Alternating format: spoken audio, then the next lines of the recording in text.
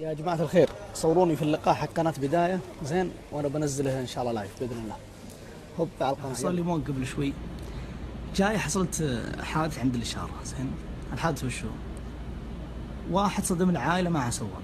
المهم قلت أخوي أنا بنزل، قال له لا تنزل تسمع العائلة من لها، والله لا انزل أنت قدم وأنا بنزل إن شاء الله. نزلت السلام عليكم ألف لا بأس عليكم وإن شاء الله إنها قلت إني بمشي العائلة زين، واخذ إقامة الرجال السواق يصير يوديهم ويجي، ويا دوب اقنعت الرجال الثاني. اتفقنا اخذت اقامه السواق، قلت خلاص روح يا حبيبي ود العائله وتعال. جات الحرم قاعد ما يروح زوجي جاي، قلت الله عليه تروح البيت انا ما قلت انا ما نازل الا عشانكم في الشموس هذه، عشان خليكم قاعد ما يروح. قلت السلام عليكم وامشي. يعني مره اذا جاك الانسان فازع زين لا ترده بوجهه يا اخي، لا تردها. انا والله مع السلامه، برقد بجيب العيد برقد.